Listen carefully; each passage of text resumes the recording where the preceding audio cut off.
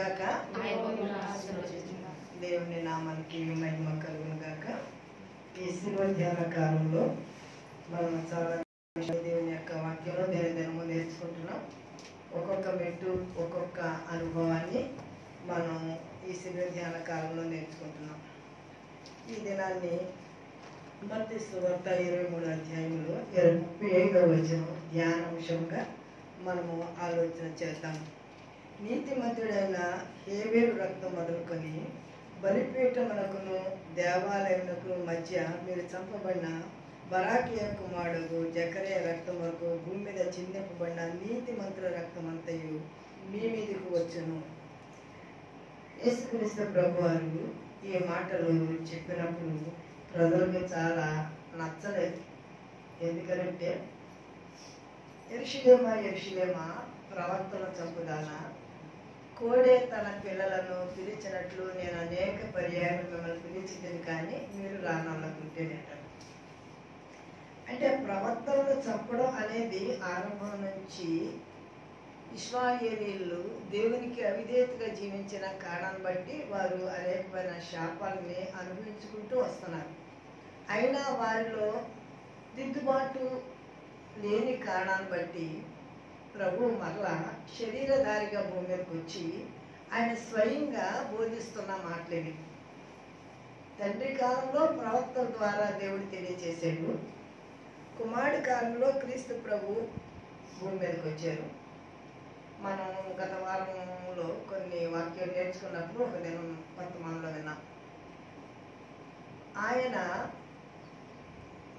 తోటని కాపుడికి గొత్తకిచ్చి వెళ్ళి దేశాంతరం తిరిగి మరలా వాళ్ళ దగ్గర నుంచి ఆ రాబడి తీసుకోవడానికి ఆయన పంపించాడు. తన భటులను పంపించాడు, సేవకులను పంపించాడు, తర్వాత తన కుమారుడు పంపించాడు. అలాగే ఇక్కడ కూడా అదే మాట మనం ఆలోచన చేసినప్పుడు గమనించగలుగుతాం. మీ యొద్దకు ప్రవక్తలను, జ్ఞానులను, శాస్త్రులను పంపుతున్నాను. అంటే దేవుడు ఆరంభం నుంచి ఆయన పిల్లలను, ఆయన సేవకులను తన జనాంగం దగ్గరికి పంపిస్తానే ఉన్నారు. అందరికడనే నేను ప్రవక్తలను మీ వద్దకు వచ్చుచూ ఉంటిని, కానీ మీరు వారి మాటలు విననొల్లకున్నారు. కనుక వాళ్ళ మాటలు వినలేదు కనుక నా మాట అయినా మీరు వింటారని నేనే స్వయంగా వచ్చాను. శరీరధారిగా మీ మధ్యకి నేను వచ్చి నేను మీకు బోధిస్తున్నాను.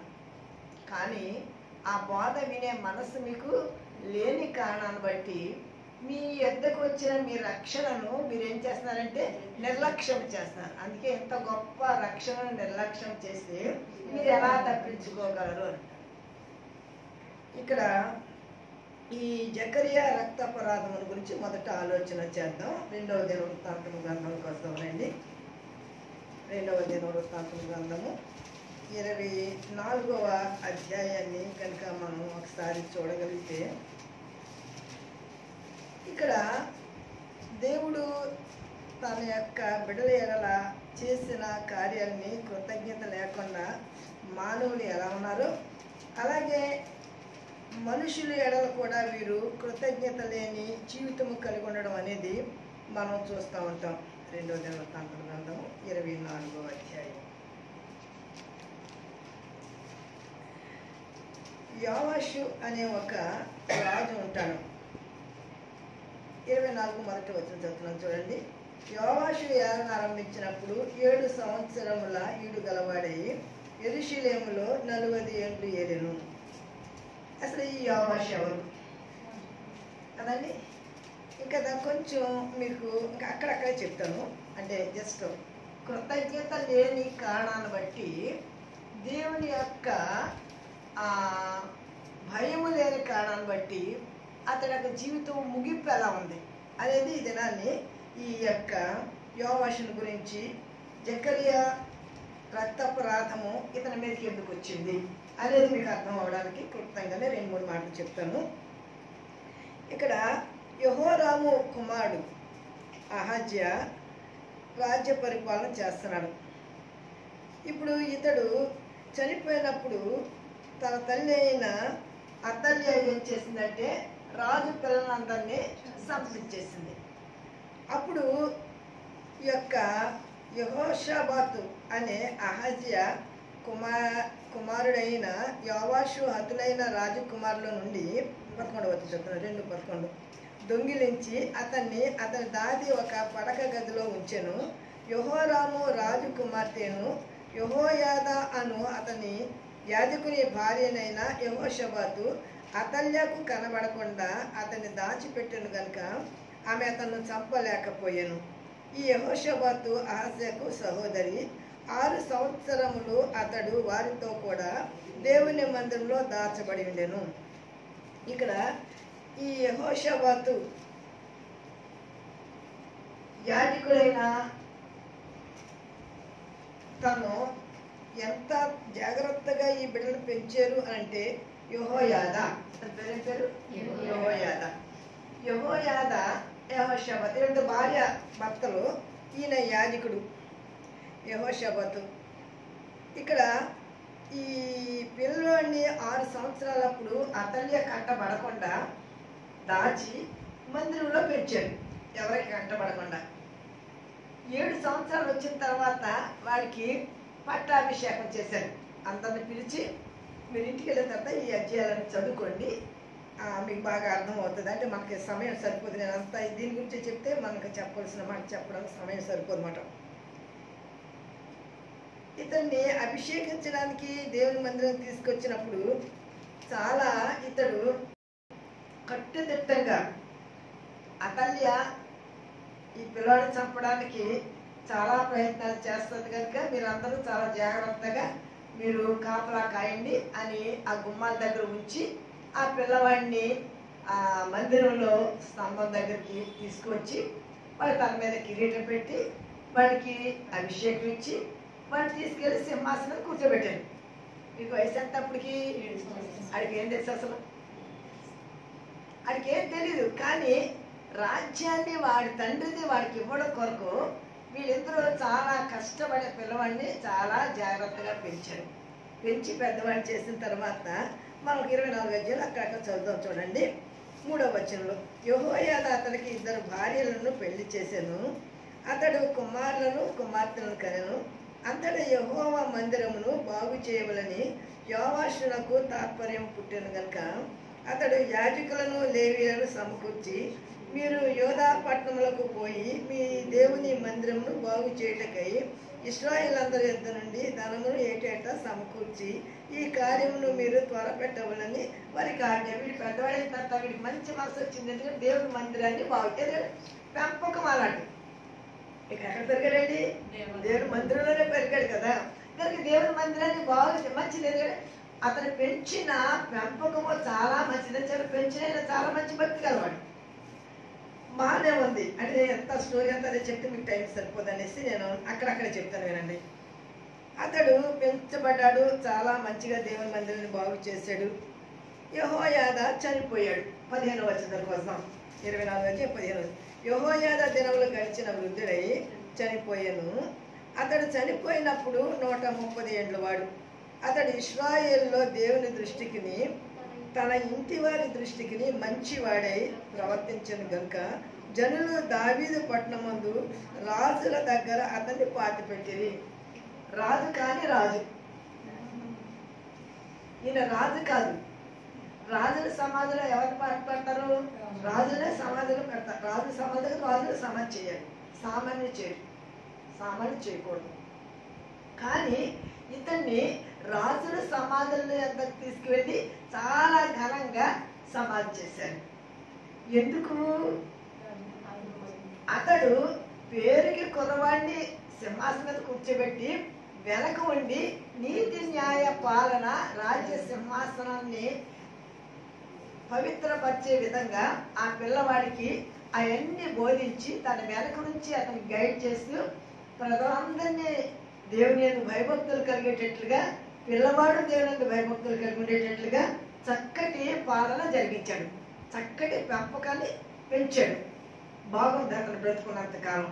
అతడు చనిపోయిన తర్వాత జరిగింది ఏంటో చూద్దాం. 16వ అతడు ఇశ్రాయేలులో దేవుని దృష్టికి చదివేసాం కదా. 17వ వచనం యెహోయాదా చనిపోయిన తర్వాత యూదా అధిపతులు వచ్చి రాజులకు నమస్కరింపగా రాజు వారి మాటకు సమ్మతించెను. జనులు తమ పితరుల దేవుడైన యెహోవా మందిరమును విడిచి దేవతా స్తంభములకును విగ్రహములకును పూజ చేసిరి. ఇది ఇప్పుడు జనులు ఏం చేస్తారు? దేవుని విడిచిపెట్టింది. దేవుణ్ణి జనులు విడిచిపెట్టిన కారణం ఏంటి అంటే, రాజు భక్తి స్థిరంగా ఉంటే జనులు భక్తి స్థిరంగా ఉంటారు. రాజు భక్తి మార్గములో క్రమశిక్షణలో తన ప్రజలను జాగ్రత్తగా గమనించుకుంటూ వారిని ఆ మార్గంలో పెంచడానికి తన ప్రయాసపడుతూ ఆయన దావీదు గారు రండి, ఆయన ఎలా ఉండేవారండి? వాళ్ళకందరికీ ప్రజలకి మోడల్గా ఉండేవారు, ఎగ్జాంపుల్గా ఉండేవారు. ఆయనే ముందు దేవాలయం వెళ్ళిపోతే ప్రజలందరూ వెళ్తూ ఉండేవారు. అలాగూ దేవుని యందు భయభక్తులు కలిగి తనన్నాడు తన ప్రజలందరినీ భయభక్తులుగా ఉండేటట్లుగా అలాగూ తన యొక్క రాజ్య పాలన చేసుకుంటూ వచ్చాడు. ఇక్కడ యెహోయాదా బ్రతుకున్నంతసేపు వీళ్ళందరూ దేవుని యందు భయభక్తులు కలుపుతారు, విగ్రహారాధన చేయలేదు. కానీ అతను చనిపోయిన తర్వాత వీళ్ళు విగ్రహారాధన చేయడం మొదలుపెట్టారు. దేవుడు అసహించుకునే పాపాల్లో రెండు, ఒకటి విగ్రహారాధన, రెండు వ్యభిచారం. ఈ రెండింటిని దేవుడు క్షమించలేదు. ఇప్పుడు యెహోయాదా కుమారుడు అన్నాడు జకర్యా, మనం ఆయన గురించి చెప్పుకున్నాము. ఇతడు మీరు చేసేది తప్పు, ఎందుకనంటే దేవుని విడిచిపెట్టి మనము విగ్రహాల వైపు తిరగడం అనేది మంచి పద్ధతి కాదు, అలాగూ చేయకూడదు అనే విషయాన్ని ఇతడు చెప్తాడు. అందుకనే అది వాళ్ళకి నచ్చలేదు. వీళ్ళందరూ దేవతా స్తంభములకును విగ్రహములకు పూజ చేశారు. వాళ్ళు చేసిన ఈ అపరాధము నిమిత్తము యూదా వారి మీదకి యెరూషలేము కాపురస్తుల మీదకి కోపం వచ్చారు. తన వైపునకు వారిని మళ్లించుటకై యెహోవా వారి యొద్దకు ప్రవక్తలను పంపగా ఆ ప్రవక్తలు వారి మీద సాక్ష్యము పలికిరి, కానీ వారి చెవి యొద్దకై ఉండిరి. దేవుడు ముందు నుంచి ప్రవక్తలు పంపుతానే ఉన్నాడు, సేవకులు పంపుతానే ఉన్నాడు. సరి చేయడానికి, వర్తమానాలు ఇవ్వడానికి, సరిదిద్దడానికి సంఘానికి దేవుడు ఆయన పిల్లల్ని పంపుతానే ఉంటాడు. అలాగే వీళ్ళ దగ్గరికి ప్రవక్తలు పంపించాడు దేవుడు, కానీ వాడు వారి మాట వినలేదు, చెవి యొక్కకుండిరి. అప్పుడు దేవుని ఆత్మ యాజకుడకు యెహోయాదా కుమారుడైన జకర్యా మీదకి రాగా అతడు జనుల ఎదుట నిలువబడి, మీరెందుకు యెహోవా ఆజ్ఞలను మీరుచున్నారు? మీరు వర్ధిల్లరు. మీరు యెహోవాను విసర్జించితిరి కనుక ఆయన మిమ్మును విసర్జించినాడని దేవుడు సెలవిచ్చుచున్నాడు అని. ఇదండి నచ్చని మాట. మేము ఎలాగున్నా సరే మేము ఆశీర్వదించబడతామని చెప్తే బాగుంటుంది, మేము ఎలా జీవించినా సరే ఏం పర్వాలేదంటే బాగుంటుంది. కానీ ఏమంటున్నాడు ఈ ప్రవక్త? ఎవరి కుమారుడు ఇతడండి? యెహోయాదా కుమారుడు. యెహోయాదా కుమారుడైన జకర్యా ఏమని చెప్తున్నాడనంటే, మీరెందుకు యెహోవా ఆజ్ఞను మీరుచున్నారు? మొదటి ప్రశ్న ఏంటండి? యెహోవా ఆజ్ఞను మీరుచున్నారు. ఆయన ఆజ్ఞలను, ఆయన కట్టడలను, ఆయన విధులను ఎల్లప్పుడూ కైకొండి అని దేవుడు చెప్తున్నాడు. కానీ మీరు ఆయన ఆజ్ఞలను మీరుచున్నారంటే ఆజ్ఞానుసారంగా నడుచుకోవడం. దేవుడికి ఆయాస్కరంగా మీరు వేరే మార్గంలోకి వెళ్ళిపోయారు, విగ్రహాలకు వెళ్ళిపోయారు, పాపంలోకి వెళ్ళిపోయారు, దేవుడికి ఆయాస్కరమైన మార్గంలోకి వెళ్ళిపోయారు. మీరు ఎందుకు ఆయన ఆజ్ఞను మీరుచున్నారు? యెహోషాపాతు రాజు 2వ దినవృత్తాంతంలో 20:20 మాట రాస్తాడు, చెప్తాడు. ఏమనంటే, యెహోవాను నమ్ముకోండి మీరు స్థిరపరచబడుదురు, ఆయన ప్రవక్తను నమ్ముకోండి మీరు కృతార్థులవుదురు. ఇక్కడ యెహోవాను నమ్ముకోండి, మీరు దేవుళ్ళో స్థిరంగా ఉంటారు, ఆశీర్వదించబడతారు. ఆయన ప్రవక్తలు చెప్పిన మాట వినండి, మీ మీదకి వచ్చే శాపం నుండి, పాపం నుండి మీరు తొలగిపోయి దేవుని యొక్క దీవులు మీరు పొందుకుంటారు అని చెప్పాడు. అలాగే ప్రతిసారి సాక్షి ఆయన ప్రవక్తలు పంపించి ఏ ప్రవక్త అయినా ఇదే మాట, దేవుని నమ్ముకోండి, పాపాన్ని విడిచిపెట్టండి. దేవుని నమ్ముకోండి, యథార్థంగా ఉండండి. దేవుని నమ్ముకోండి, వాక్యానుసారం జీవించండి. అప్పుడు ఇప్పుడు అదే మాట. దేవుని నమ్ముకోండి, మంచిదే నమ్ముకోండి, అక్కడ వరకు బాగానే ఉంది. కానీ నెక్స్ట్ ఏంటండి? దాని గురించి చెప్పొద్దు. దేవుడు నమ్ముకోమని చెప్పారు, నమ్ముకున్నాం. గుడికి రమ్మని చెప్పారు, చర్చికి రమ్మని చెప్పారు, వచ్చాము. మీరు ఏం చెప్పారో అన్నీ చేశారు కదా, ఈ విడిచిపెట్టేచ్చు కదా. మీరు కానుకలు ఏమంటే ఇస్తున్నాం, చర్చికి రమ్మంటే వస్తున్నాం, మీరు ఏమైనా చర్చి పని చేయమంటే చేస్తున్నాం, ఇవన్నీ చేస్తున్నాం కదా. అంటే ఇవన్నీ చేయకపోయినా పర్వాలేదు, కానీ ఆయన్ని నమ్ముకోండి, ఆయన చెప్పినట్లుగా నడుచుకోండి. మీరు పాపాన్ని విడిచిపెట్టండి. రాత్రి మనం ఒక మాట చెప్పుకున్నాం. కయ్యను ముఖము ఏం చేశాడంటండి? ఎందుకు చిన్నపుచ్చుకున్నాడు? తన అర్పణ దేవుడు అంగీకరించలేదు. నువ్వు సక్రియ చేసినాడలా నీ ముఖం ఎందుకు చిన్నపుచ్చుకుంటావు అని దేవుడు అడుగుతున్నాడు. అంటే నీ క్రియ సరిగ్గా లేదు. నీ క్రియ సరిగ్గా లేని భక్తి నీకు ఆశీర్వాదం కాదు. నీ మాట సరిగ్గా లేని భక్తి నీకు దీవెన కాదు. దేవునికి ఆయాసకరంగా జీవించే నీ జీవితము నీకు ఆశీర్వాదం కాదు. ప్రవక్తగా చెప్తాడు, మీరు ఎందుకు యెహోవాని విసర్జించి దేవునికి ఆయాసకరంగా జీవిస్తూ ఆయన నామానికి దుఃఖకరంగా జీవిస్తూ మీరు ఎందుకు పాపం తెచ్చుకుంటున్నారు? ఇంతవరకు దేవుడు మిమ్మల్ని ఆశీర్వదించాడే, ఇంతవరకు మిమ్మల్ని హెచ్చించాడే, ఇంతవరకు మిమ్మల్ని కాపాడాడే, ఇంతవరకు మీరు దేవుని ఎడల ఎన్ని మేలు పొందుకున్నారు. ఆయుష్ కలుగున్నామంటే కృప, ఆరోగ్యం కలుగున్నామంటే కృప. కానీ ఈ రోజుల్లో హాస్పిటల్కి వెళ్తే తెలుస్తుందండి మనకి. ఒక క్యాన్సర్ హాస్పిటల్కి వెళ్ళండి, ఒక ఎముకల హాస్పిటల్కి వెళ్ళండి, ఒక గుండె హాస్పిటల్కి వెళ్ళండి, ఒక రక్తం ఎక్కించే హాస్పిటల్కి వెళ్ళండి. అక్కడికి వెళ్ళినప్పుడు తెలుస్తుంది దేవుడు మనకి ఇచ్చిన ఆరోగ్యము ఎంత గొప్పది. ఒక చనిపోయిన వ్యక్తి దగ్గరికి వెళ్ళినప్పుడు తెలుస్తుంది దేవుడు కనుక నన్ను జ్ఞాపకం తెచ్చుకోకపోతే నా పరిస్థితి ఎప్పుడో మరుగైపోను.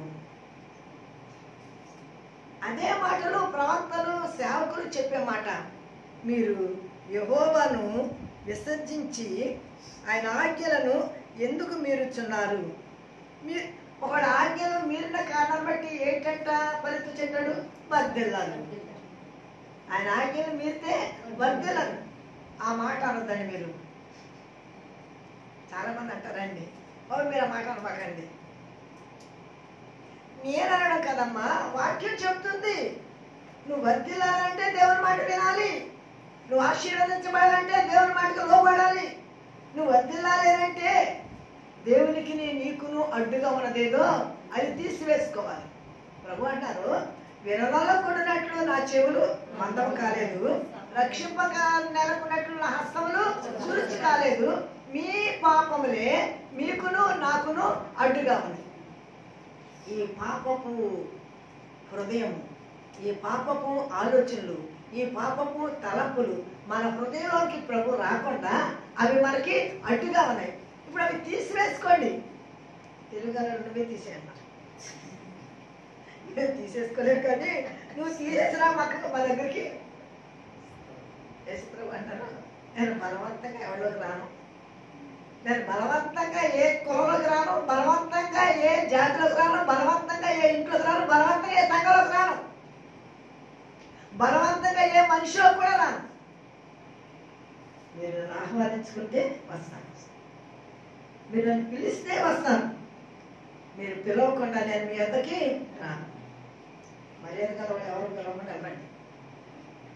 ఏమండి రాలేదని కస్తరమ్మ గారు అంటారు, మాకు ఇన్విటేషన్ రాలేదని అంటారు. ఇన్విటేషన్ వస్తే నీటికి వెళ్ళడానికి ఉండదు మనకి. ఇంక ఇన్విటేషన్ రానిటికి అడగడతాం.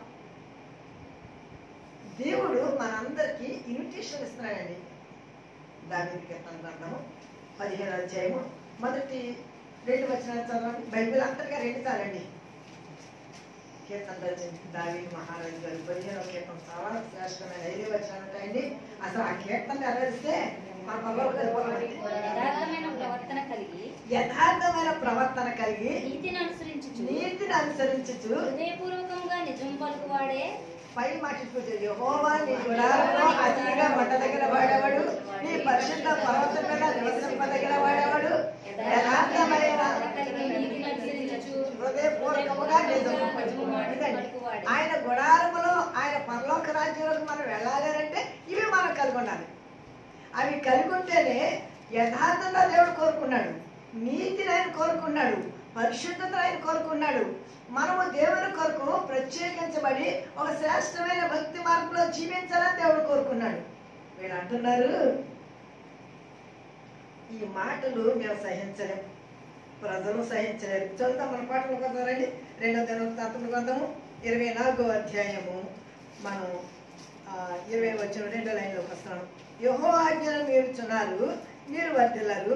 మీరు యెహోవాను విసర్జించితిరి కనుక ఆయన మిమ్మల్ని విసర్జించి ఉన్నాడని దేవుడు సెలవిచ్చుచున్నాడని. మీరు దేవుడు విడిచిపెట్టారు కనుక దేవుడు మనం విడిచిపెట్టేశాడు. మన సంతకంగా 8వ అధ్యాయంలో ఎప్పుడు మీకు చెప్తూ ఉంటాను, నన్ను ప్రేమించిన వారిని నేను ప్రేమిస్తాను, నన్ను ప్రేమించిన వారిని ఆస్తికత్వం చేస్తాను, నన్ను ప్రేమించే వారి యొక్క నిధులను నేను నింపుతాను. ముందు మనం ప్రేమించాలి ఆయన్ని. ఆయన మనం ప్రేమిస్తున్నారు, మరి మనం కూడా ఆయన ప్రేమించాలి కదా.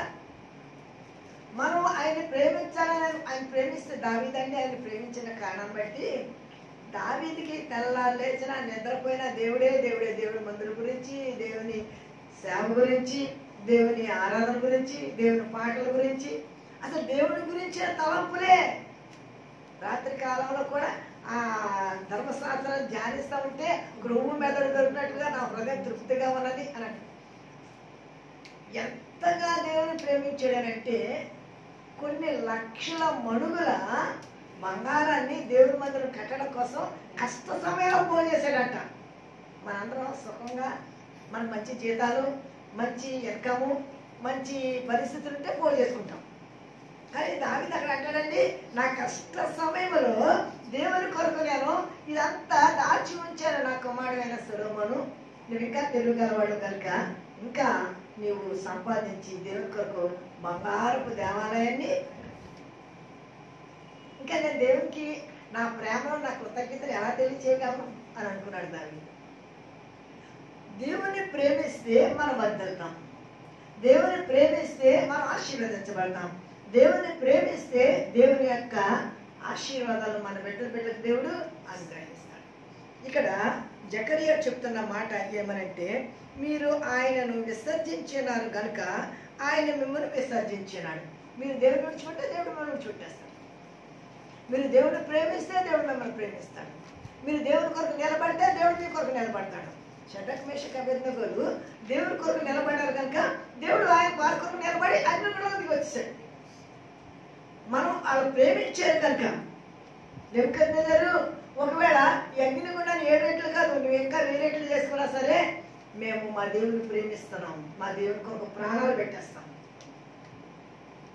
తర్వాత నెబుకద్నెజరు మాట్లాడాడండి, ఆ అగ్నిగుండం దగ్గరికి వెళ్ళి సలారిపోయిన తర్వాత వారి ప్రాణములు సైతము లెక్క చేయక వారి దేవుని కొరకు రాజు ఆజ్ఞను తిరస్కరించి వారి ప్రాణాన్ని అర్పించడానికి వారు తమంతట తాము అప్పగించుకున్న మీరు దేవుడే చాలా గొప్పది.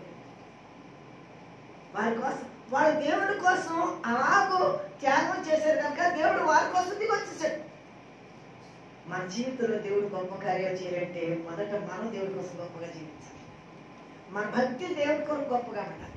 అప్పుడు దేవుడు మన కొరకు గొప్ప కార్యాలు చేస్తాడు. అందుకనే మీరు విసర్జించబడితే, ఎందుకనంటే మీరు దేవుణ్ణి విసర్జించారు కనుక. క్రిందకు వస్తున్నాను, 21వ వచనం. అంతటా వారు అతని మీద కుట్ర చేసి రాజు మాటను బట్టి యెహోవా మందిరపు ఆవరణ లోపల రాళ్ళు రువ్వి అతని చావగొట్టిరి. ఏమండి, ఎవరండి? ఇక్కడ రాజు మాట చేత, రాజు సెలవుకుండా వీళ్ళు కొట్టడం కాలేదు. చూడండి ఆ వాక్యం చదవ మీరు అందరూ కలిసి. రాజు మాటను బట్టి ఏమండి, ఇతనికి కృతజ్ఞత ఉందండి. వీళ్ళ తండ్రి వీడు చచ్చిపోయే పరిస్థితుల్లో దాచి వాళ్ళ అమ్మ నాన్న వీడిని ఏమండి వాళ్ళ కొడుకులు రాజుగా చేసుకోలేదు. ఆయన తన రాజుగా లేడు. యెహోయాదా వీడిని 6వ సంవత్సరం వాడిని ఎంత జాగ్రత్తగా దాచి ఆ తల్లి మీద తిరగబడి దాన్ని చంపి ప్రజలందరినీ ఏకం చేసి వీడు 7 సంవత్సరాల్లో అభిషేకం పెట్టి ఆయనకు సింహాసనం కూర్చోబెట్టి వాడిని పెళ్లి చేసి వాడి రాజ్యపాలన నేర్పించి ఎంత చేసినా యెహోయాదా కుమారుడైన జకర్యాను రాజ్యం ఎక్కడ తప్పించేశారండి? మందిరం ఆవరణలో తప్పించేశారు. అంటే ఏం లేదండి మీకండి, కృతజ్ఞత లేదు. దేవుడు భయము లేదు, మనుషుల కృతజ్ఞత లేదు. ఇప్పుడు దేవుని యొక్క తీర్పు అతని మీదకి ఎలా వచ్చిందో చెప్తాను ఇప్పుడు మాట. రక్తాపరాధము 25వ వచనం కోసం అదే అధ్యాయంలోను. వారు యోవాషును ఎందుకనంటే ఇతడు వేరే మీరు తర్వాత చదువుకోండి, పైనుంచి అంతా చదవాలంటే మనకు టైం పడుతుంది. ఒక్క మాట చదువుతాం చూడండి 23లోను. ఆ సంవత్సరాంతమందు సిరియా సైన్యము యోవాషు మీదకి వచ్చాను. వారు యూదా దేశం మీదకిని యెరూషలేము మీదకిని వచ్చి శేషము లేకుండా జనుల అధిపతులను హతము చేసిరి. ఎందుకండి? ఒక జకర్యా రక్తాపరాధము ఆ దేశం మీదకి వచ్చింది. ఇప్పుడు వేరే దేశపు రాజు, సిరియా దేశపు రాజు వచ్చి వీళ్ళందరినీ హతము చేసినప్పుడు మిగిలిన వాళ్ళందరూ పారిపోయారు. వీడు ఒక్కడ విడిచిపెట్టబడ్డాడు. 25వ వచనం వస్తున్నప్పుడు వారు యోవాషును విడిచిపోయినప్పుడు అతడు మిక్కిలి రోగి అయ్యాను. అప్పుడు యాజకుడైన యెహోయాదా కుమారుల ప్రాణహత్య దోషం నిమిత్తము అతని సేవకులు అతని మీద కుట్ర చేసి అతడు పడక మీద ఉండగా అతను చంపిరి. అతడు చనిపోయిన తర్వాత జనులు దావీదు పట్టణం ముందు అతన్ని పాతి పెట్టిరి, కానీ రాజుల సమాధులు అతన్ని పాతి పెట్టలేదు. ఏమండి? సామాన్యుడైన యెహోయాదాను తీసుకెళ్ళేమో రాజుల సమాధుల్లో పెట్టారు. రాజకుమారుడిగా ఉన్న యోవాషునేమో సామాన్య సమాధులు పెట్టారు. ఎందుకు? అతడు దేవుని ప్రేమించాడు కనుక దేవుడు అతన్ని గణపరిచాడు. ఇతడు దేవుని ద్వేషించాడు కనుక, విసర్జించాడు కనుక దేవుడు ఇతన్ని విసర్జించాడు. దేవుని గణపరిచిన వారిని దేవుడు గణపరుస్తాడు. దేవుడిని హెచ్చించిన వారిని దేవుడు హెచ్చిస్తాడు. దేవుణ్ణి ప్రేమించిన వారిని దేవుడు ప్రేమిస్తాడు అన్న సంగతి దేవుని యొక్క వాక్యం నుంచి మనం నేర్చుకోగలుగుతున్నాం. ఇంకో మాట చెప్తాను. మొదటి రాజుల గ్రంథము 21వ అధ్యాయము. మనకందరికి తెలిసిన సంగతి ఇది. అయినా రక్తాపరాధం గురించి చెప్పుకుంటున్నాం కనుక ఆలోచించేద్దాం. 19వ వచనం దగ్గరకు వస్తున్నాం చూడండి. ఈ నాబోతు రక్తాపరాధము ఆహాబు ఇంటి మీదకి వచ్చింది. జకర్యా యెహోయాదా కుమారుడైన జకర్యా రక్తాపరాధము యోవాషు ఇంటి మీదకి వచ్చింది కదా. ఇక్కడ నాబోతు రక్తాపరాధము ఎవరింటి మీద కండి? ఆహాబు ఇంటి మీదకి. చదువుతాం దేవుని యొక్క వాక్యం కోసం 21వ అధ్యాయము 19-18 చదువుతున్నాను. నీవు లేచి షోమ్రోలో ఉన్న ఇశ్రాయేలు రాజైన ఆహాబును ఎదుర్కొనుటకు బయలుదేరము. అతడు నాబోతు యొక్క ద్రాక్ష తోటలో ఉన్నాడు. అతడు దాన్ని స్వాధీనపరచుకొనబోయెను. నీవు అతన్ని చూచి ఇలాగూ ప్రకటించుము, యెహోవా సెలవిచ్చేదేమనగా దీని కనబడేదా మీకు? రాజుల గ్రంథం, మొదటి రాజుల గ్రంథం 21వ అధ్యాయం చదువుతాం. అందరూ కలిపి చదువుతాం. 19వ వచనం. నీవు అతను చూచి ఇలాగూ ప్రకటించుము, యెహోవా సెలవిచ్చేదేమనగా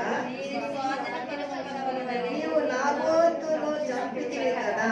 యెహోవా సెలవిచ్చేదనగా ఏ స్థలమందు కుక్కలు నాబోతు రక్తమును నాకెనో ఆ స్థలమందే కుక్కలు నీ రక్తమును నిజముగా నాకునని అతనితో చెప్పాను. ఆగ్రహం. ఈ స్టోరీ అందరికి తెలిసిందే, అందరూ తెలిసిన సంగతే. కానీ తెలియని వాడు చిన్నపిల్లలు ఉంటే ఒకసారి జస్ట్ మాట చెప్తాను. ఎందుకు నాబోతు తన ద్రాక్ష తోటని ఆహాబుకి ఏమన్నాడు? పిత్రార్జితం.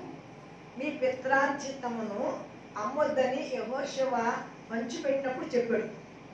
మీ అందరికీ పంచిపెట్టినప్పుడు పిత్రార్జితాన్ని మీరు మనకు సాంతంగా ఉంటారు. మీ పితలు వేసిన పొలిమేర రాతిని తీసివేయకుడి అని అంటారు.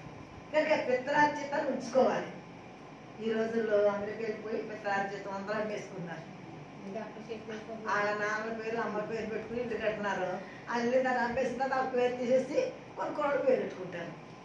అంటే అది ఏమైపోయిందన్నమాట అండి, మాసిపోయింది. ఉన్నదనుకోండి, ఆ స్థలం అలాగే ఉందనుకోండి, ఇల్లు అలా ఉందనుకోండి, వీళ్ళు ఏమంటారండి, పలానా ఇల్లు అండి ఇది. ఆయన పిల్లలు ఎక్కడో ఉన్నారు కానీ ఇల్లు ఉంచుకున్నారు, ఎప్పుడన్నా వచ్చినప్పుడు ఉన్నారు. అంటే అది జ్ఞాపకార్థంగా ఉంటుంది. పిత్రార్జితము జ్ఞాపకార్థంగా. దేవుడు నాతో మాట్లాడాడు ఒకసారి.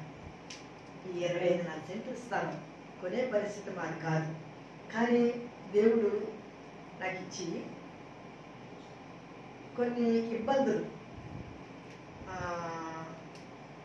అమ్మేయవలసిన పరిస్థితులు, అప్పుడుకి చాలా పర్యాయాలు ఈ స్థలంని అమ్మేయాలి అనేసి పిల్లలు ఈ అప్పులు తీర్చలేక ఇబ్బంది పడుతున్నారు కదా, అది అమ్మేసి అప్పు తీర్చేది వారు. ఎందుకో దేవుడు అమ్మడానికి నాకు మనసు ఇచ్చేవారు కాదు, ఆ అప్పు తీర్చడానికి మాత్రం మార్గం తెచ్చేవారు. మీకు ఒక సత్యం చెప్పరా, నాకు దశమ